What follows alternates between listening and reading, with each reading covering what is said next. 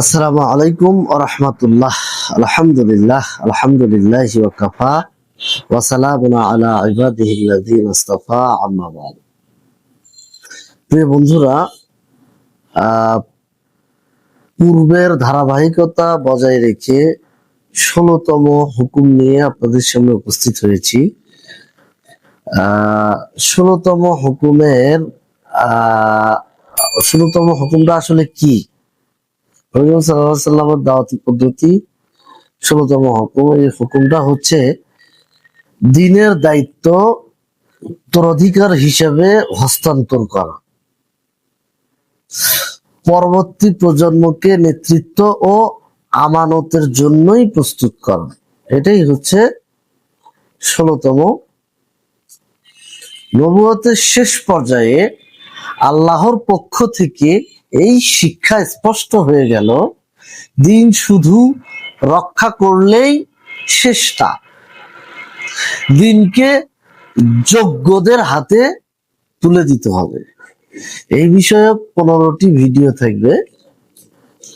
15টি ভিডিওর মধ্যে আজকে এই ভিডিওতে 1 নাম্বার ভিডিও থাকবে। 1 নাম্বার ভিডিওর বিশেষ বার্তা হচ্ছে উত্তরাধিকারের প্রস্তুতি, এই বিষয়ে আলোচনা।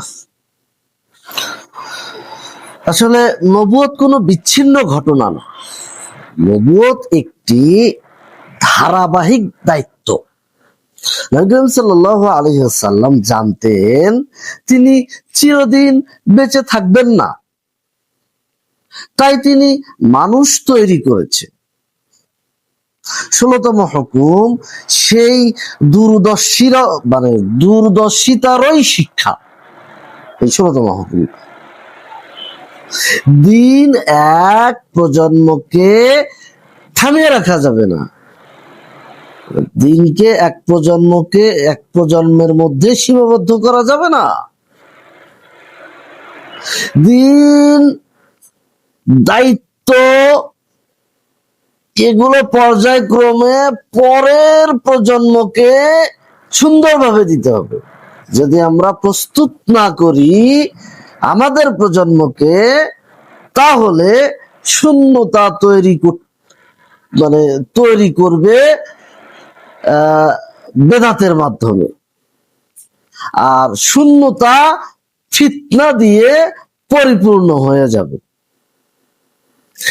এই হুকুম বলে আগে থেকেই